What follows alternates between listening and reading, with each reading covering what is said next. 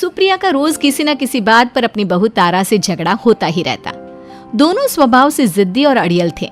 दोनों में से कोई भी एक दूसरे के आगे झुकना नहीं चाहता था। फिर एक दिन, तारा कहाँ मर गई थी तू अभी तक? सुबह से शाम हो गई, घर में इतना काम पड़ा है, ये सब छोड़कर कहाँ मौज मस्ती करने गई थी? आपके घर के सारे काम करने का मैंने ठेका नहीं ले रखा। आप भी तो अपने दोस्तों के साथ किटी पार्टी करने जाती हैं, तब तो मैं आपको नहीं टोकती। अरे मैं तेरी सास हूँ, तू मेरी सास नहीं है। सास है तो क्या मुझे चैन की सांस नहीं लेने देंगी आप? बहुत जबान चलने लगी है तेरी आजकल। आने दे मेरे बेटे को घर पर, फिर देख तेरी कैसे क्लास लगवाती हूँ। आपके पास और काम ही क्या है? बाहर पड़ोसियों से मेरी बुराई करना और घर में पति से। हाँ तो अब तेरा काम भी तो ऐसे ही होते हैं ना। तारीफ के लायक कोई भी काम किया है तूने आज तक? बस जुबान चलवा लो, कैंची से भी तेज चलती रहती है। सिर्फ जुबान ही नहीं, हाथ पैर भी चलते हैं, जिनकी वजह से आपको घर में इतनी सफाई देखने को मिलती है, वरना आपको तो अपनी किटी पार्टियों से फुर्सत नहीं मिलती। तो कहना क्या चाहती है? घर का क्या सारा काम तू खुद अकेले करती है? तो और क्या नौकरानी करती है? इसी तरह तारा और सुप्रिया में आए दिन लड़ाई होती। दोनों के दिन की शुरुआत ही एक दूसरे से लड़कर शुरू होती और लड़कर ही खत्म होती, मानो ये अब उनकी दिनचर्या का हिस्सा बन चुकी हो। शाम को तारा का पति वैभव घर आता है। वैभव को देखते ही उसकी माँ सुप्रिया उसके पास आती है और कहती है, बेटा वैभव, अच्छा हुआ जो तू आज जल्दी घर आ गया। देखना तेरी बीवी सुबह से मुझसे लड़ी जा रही है। माँ की बातें सुनकर वैभव तारा को जोर जोर से आवाजें देने लगता है। क्या हुआ जी, इतना चीख क्यों रहे हो? तारा, तुमने आज फिर माँ से लड़ाई की? अरे लड़ाई मैंने नहीं की, शुरुआत पहले इन्होंने की थी। समझा दीजिए अपनी माँ को। मुझे कहीं भी आते जाते टाइम टोके नहीं, वरना मैं अपना सामान बांधकर मायके चली जाऊंगी। इतना कहकर तारा वहां से चली जाती है। ये सब क्या चल रहा है माँ? किसी दिन मैं आप लोगों के चक्कर में जरूर पागल हो जाऊंगा। आप लोग कभी प्यार से क्यों नहीं रहते? अरे वो हमेशा मेरी बातों का उल्टा जवाब देती है बेटा। अब तू ही बता मैं क्या करूं?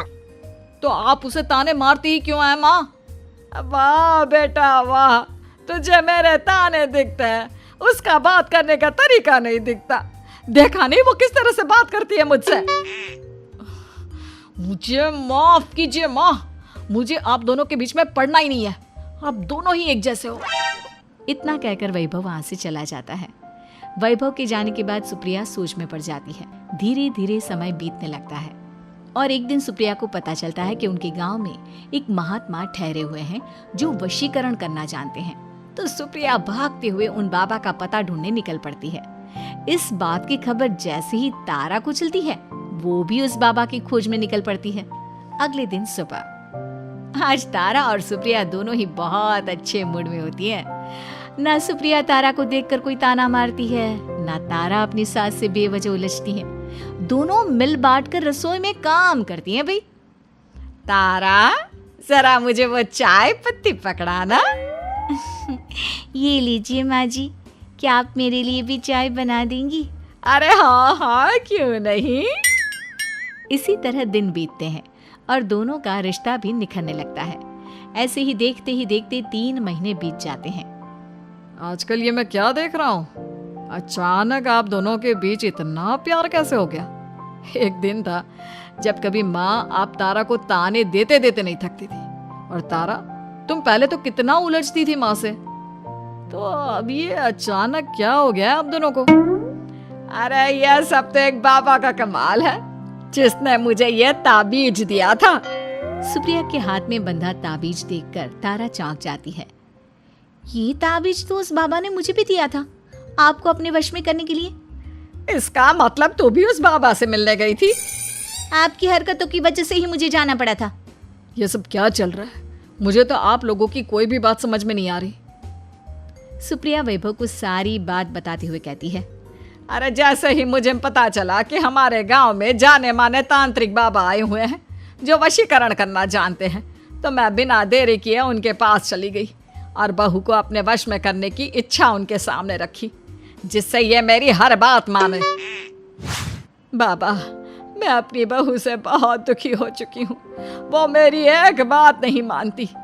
आप कुछ ऐसा कीजिए बाबा जिससे मेरी बहू मेरी हर बात मानने लगे। पहले आप मुझे अच्छे से बताइए, आपको अपनी बहू से आखिर परेशानी क्या है? बाबा वो मुझसे कभी प्यार से बात नहीं करती। मैं उसे एक बात सुनाती हूँ तो वो पलट कर 4 बातें सुनाती है। आप कुछ ऐसा कीजिए ना जिससे मेरी बहू सारी बातें मानने लगे। बाबा सुप्रिया की बातों को ध्यान से सुनते हैं और उसके बाद सुप्रिया को एक काले रंग का ताबीज देते हुए कहते हैं, ये ताबीज तुम्हें अपने गले में पहनना है और जब तक मैं ना कहूँ तब तक इसे उतारना मत। तो क्या इस ताबीज की मदद से मेरी बहू मेरे वश में हो जाएगी? सिर्फ वश में ही नहीं, इस ताबीज के कारण तुम्हारी बहू तुम्हारे आगे पीछे भी घूमने लगेगी। लेकिन बस तुम्हें कुछ काम करने होंगे। कैसा काम बाबा जी? तुम्हें अपनी जुबान पर काबू रखना होगा। उससे जो भी काम करवाना हो हमेशा प्यार से बात करनी होगी। धीरे धीरे वो तुम्हारी मुट्ठी में आ जाएगी। अरे ठीक है बाबा जी, जैसा आप कहेंगे ठीक मैं वैसा ही करूंगी। तारा ये सब सुनकर चौंक जाती है। ऐसा ही कुछ तो मेरे साथ भी हुआ था जब मैं उस बाबा से मिलने गई थी। बाबा जी, मैं अपनी सास से बहुत तंग आ चुकी हूँ। वो हर रोज़ किसी न किसी बहाने मुझसे लड़ती रहती हैं। आप प्लीज़ कुछ ऐसा करिए ना जिससे मेरी सास सुधर जाए और मुझे बेवजह टोकना बंद कर दे। तारा की ये बातें सुनकर पहले तो बाबा सोच में पड़ जाते हैं। उसके बाद वो तारा को भी काले रंग का ताबीज पकड़ाते हुए कहते हैं, ये लो बिटिया, इसे अपने गले में पहन लो और जब तक मैं तुम्हें इसे उतारने के लिए ना बोलूं तब तक इसे उतारना नहीं। इस ताबीज को पहनने से तुम्हारी सास तुमसे प्यार करने लगेगी और दिन रात तुम्हारे आगे पीछे घूमेगी। ये सुनकर तारा बेहद खुश हो जाती है। बाबा, इस ताबीज का असर कब तक होगा? अगर तुमने मेरी सारी बातें मानी तो इस ताबीज का असर तुम्हें 2 दिन बाद ही दिखने लगेगा। उसके लिए सबसे पहले तुम्हें अपनी सास को इज्जत देनी होगी, उनके साथ प्यार से बर्ताव करना होगा और अगर कोई भी काम भी करवाना हो तो प्यार से ही बात करनी होगी। फिर देखना वो कैसे तुम्हारे इशारों पर नाचती है। ठीक है बाबा जी, जैसा आपने कहा है मैं ठीक वैसे ही करूँगी। इसका मतलब उस बाबा ने हम दोनों को एक जैसे ताबीज देकर पागल बना दिया। जरूर कोई ढोंगी बाबा होगा। इतने में ही बाबा भी उनके घर पहुंच जाते हैं और मुस्कुराते हुए उनकी ओर आते हैं और उनसे उनके हालचाल पूछते हुए कहते हैं, ताबीज का असर हुआ या नहीं? बाबा जी, आपने हमें एक ही जैसा ताबीज देकर पागल बनाया है। ऐसा कैसे? ताबीज ने अपना काम तो पूरा ही किया है। आप दोनों को देखकर लगता तो नहीं कि अब भी आप लोगों के बीच कोई खटपट है। खटपट तो नहीं है बाबा जी। अब तो मेरी बहू मेरी हर छोटी बड़ी ज़रूरतों का ख्याल रखती है, मेरी सेवा करती है। हाँ, वैसे अब तो मम्मी जी मुझे ताने भी नहीं देती और ना ही कहीं आने जाने में टोकती हैं। जानते हो यह सब कैसे संभव हुआ? कैसे बाबा जी? यह सब तुम दोनों के कारण ही संभव हुआ है। मैंने जो ताबीज दिया था वो सिर्फ एक धागा ही था। ये चमत्कार तो तुम दोनों ने अपनी जुबान पर संयम रखकर प्यार और संयम के साथ काम करके किया है। बिटिया, कुछ कमी तुम्हारे अंदर थी तो कुछ कमी तुम्हारे सास के अंदर थी। इसीलिए तुम दोनों को सुधारने और तुम्हारी गलती का एहसास कराने का यही एक रास्ता था। बाबा की ये सारी बातें सुनकर सुप्रिया और तारा एक दूसरे की ओर देखने लगते हैं। अब उन दोनों को अपनी गलती का एहसास होता है। शायद आप सही कह रहे हैं बाबा। मैंने कभी अपनी बहू को समझने की कोशिश ही नहीं की। मैंने भी तो कभी आपकी उम्र और ओहदे का लिहाज नहीं किया और जो जब मन में आया बोलती चली गई। हो सके तो मुझे माफ कर देना मम्मी जी। चलो फिर अगर सब ठीक ही हो गया है तो बाबा जी अब आप भी वापस अर्जुन बन जाइए। वैभव की बात पर बाबा अपनी नकली दाढ़ी हटाते हैं तो उसे देखकर सास बहू हैरान रह जाती हैं। अरे अर्जुन भैया, आप? हाँ भाभी, आप दोनों के रोज रोज वाले झगड़ों से परेशान होकर एक दिन मेरे इस दोस्त ने एक प्लान बनाया और मेरी मदद मांगी, तो मैं इनकार कैसे कर सकता था। और देखिए आज उसका नतीजा हम सबके सामने है।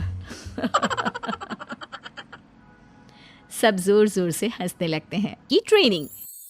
सुधा के बेटे की शादी होने वाली थी और वो इतनी एक्साइटेड थी कि आज मैं ऊपर आसमान नीचे, आज मैं आगे जमाना है पीछे। अरे हाँ भाग्यवान, तू सबसे आगे ही है। लेकिन हुआ क्या है? सास बनने वाली हूँ मैं। अरे घर में एक नया सदस्य आ जाएगा, कितना अच्छा लगेगा ना। आप और राहुल तो ऑफिस चले जाते थे और मैं पागल की तरह घर में अकेली। अब तो मेरा साथ देने वाली आ रही है इस घर में। बहुत बहुत बहुत खुश हूँ मैं। ओहो ठीक है बेगम, लेकिन अपनी खुशी को लगाम लगा कर रखो। क्या पता कैसी आए, तुम्हारा साथ देने वाली आए या फिर ऐसी आ जाए जो तुम्हारी शक्ल देखना भी पसंद ना करती हो। ऐसा क्यों बोल रहे हैं जी? शुभ नहीं बोल सकते तो अशुभ तो ना बोले। अच्छा जल्दी से तैयार हो जाओ, चांदनी चौक जाना है शादी की शॉपिंग के लिए। हाँ हाँ, थोड़ी सुबह तो हो जाने दो, दुकानें बाजार खुल तो जाए। तुम सच में ना पागल हो गई हो बहू के आने की खुशी में। बेटा माँ की हरकतें देख रहा था। वो सारी बात फोन पर अपनी होने वाली बीवी राशि को बताता है। फिर पता है क्या हुआ? माँ ना सुबह 6 बजे ही पापा को चांदनी चौक जाने को कहने लगी। दूसरी तरफ राशि कहती है, अरे वाह, ये तो बहुत अच्छी बात है ना। सास इतना सोचने वाली मिल रही है, और क्या चाहिए। मैंने भी सोचा है मम्मी जी के साथ बहुत प्यार से रहूंगी, उनका ख्याल रखूंगी और प्यार करूंगी। राहुल भी खुश था। लेकिन बाजार में सुधा जी और उनके पति को एक अजीब सी दुकान दिखती है जिसके बाहर लिखा होता है, हमारे यहाँ सास बनने की ट्रेनिंग दी जाती है। ये देखिए जरा, लग रहा है आजकल के लोगों को कोई काम नहीं है। अरे सास बनने की भी ट्रेनिंग होती है क्या? दुकान के सामने एक पिंजरा था, उसमें एक तोता बंद था। सुधा की बात सुनकर तोता बोल पड़ता है, अरे नादान औरत, अगर सास सही तो पूरा घर सही रहता है, परिवार बंधा रहता है और आने वाली जनरेशन संस्कारी होती है। लेकिन तू क्या समझेगी? जा जा आगे जा। ओए, तोते बड़ा बोल रहा है, क्यों आगे जाऊं? मैं नहीं जा रही। देखा देखा, तेरे जैसी औरत को तो सास बनने की ट्रेनिंग लेनी ही चाहिए। निकाल 1000 रुपये और जान दर, नहीं तो पूरी जिंदगी रोती रहेगी। सुधा को तोते की बात में दम लगता है। ए जी, निकालो ना जरा 1000 रुपए। अरे पागल हो क्या? जानवर की बात में आ रही हो? किस पागल आदमी की सुन रही हो, जिसे ये भी नहीं पता कि तोता जानवर नहीं पक्षी होता है। चलो निकालो 1000 रुपये और अंदर जाकर सास के रूप में जीवन को सफल कर लो। हाँ जी, बात तो ये सही बोल रहा है। कहाँ मैं आपकी बात में आ रही हूँ? मैं तो अंदर जा रही हूँ, 1000 रुपये दीजिए। पति क्या करता, बीवी की आज्ञा सर आंखों पर। लेकिन जैसे ही सुधा अंदर जाती है, सामने कई औरतें पहले से ही बैठी होती हैं। मेरी पहली बहू के वक्त मैंने इतना नहीं सोचा था, और आज वो मेरे सर पर चढ़कर नाचती है। गुरुजी, कोई उपाय बताए। तभी गुरु की नजर सुधा पर पड़ती है और वो आंखें बंद कर लेता है। तू पहले भी मेरी दुकान के सामने से होकर गई थी ना, तब क्यों नहीं आई? औरत जो कि गुरु के साथ मिली हुई थी। महाराज, तब पता नहीं था कि सच में सास बनने की भी ट्रेनिंग लेनी होती है।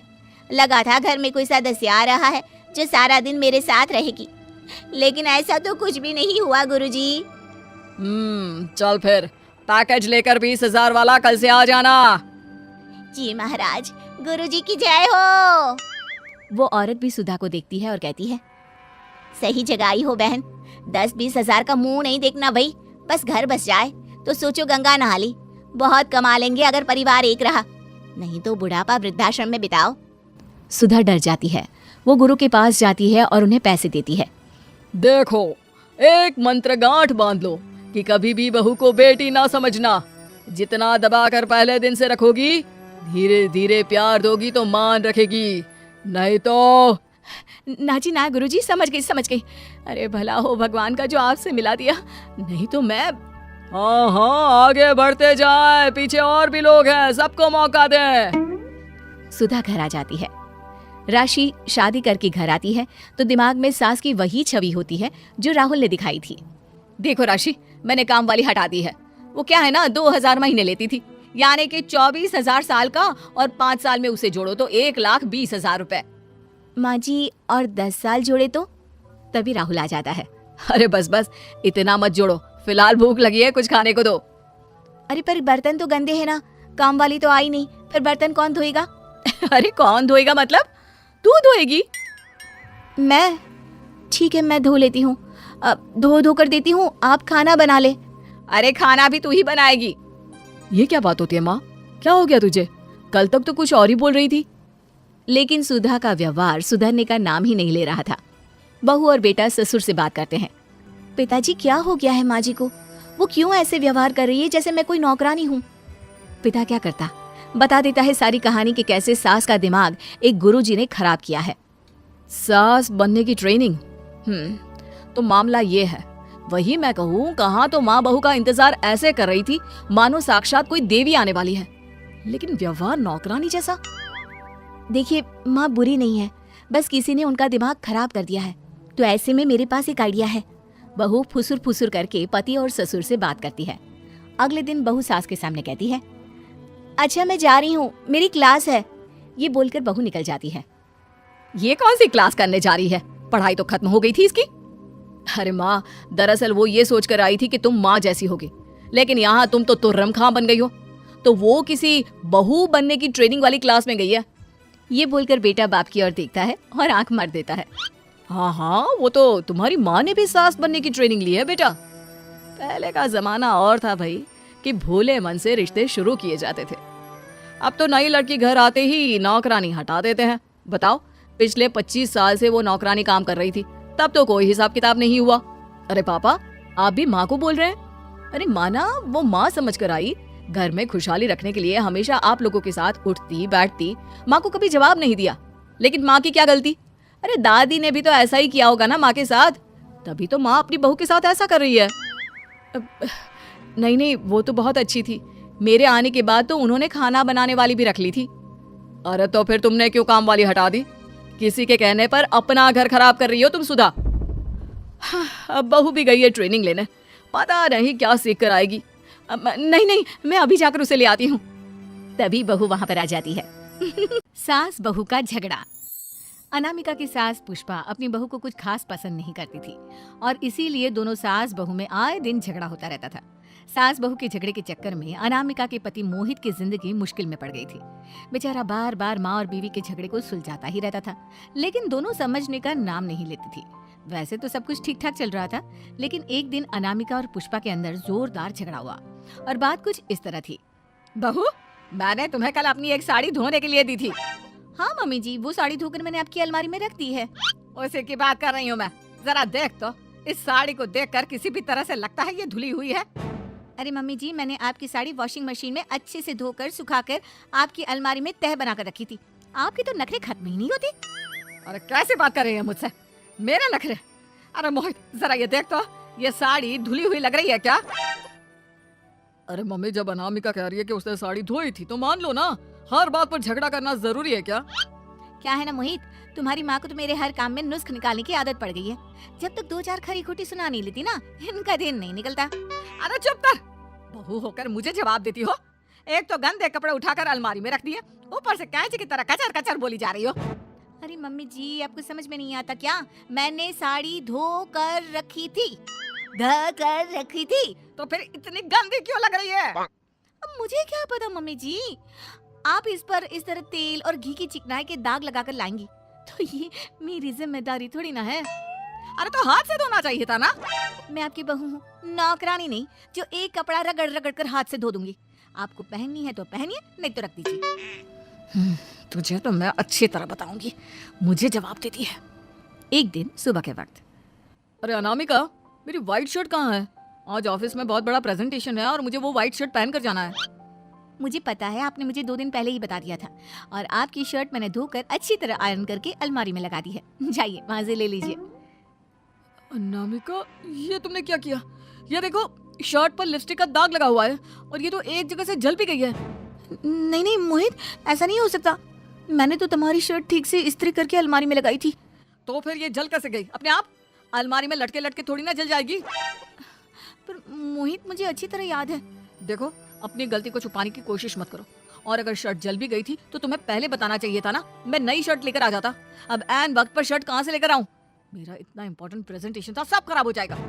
अरे बेटा क्यों परेशान होता है, ये देख मैंने तेरे लिए पहले से ही एक नई व्हाइट शर्ट ला कर रखी है। लेकिन मम्मी आप मेरे लिए व्हाइट शर्ट क्यों लेकर आई? अरे मुझे पता था तेरा प्रेजेंटेशन होने वाला है, और अपनी इस बहू पर तो मुझे बिल्कुल भी भरोसा नहीं। क्या पता मेरी साड़ी की तरह तेरी शर्ट भी गंदी करके रख देती, और देख वही हुआ ना। बेटा सारी टेंशन छोड़ और ये नई शर्ट पहन कर जा।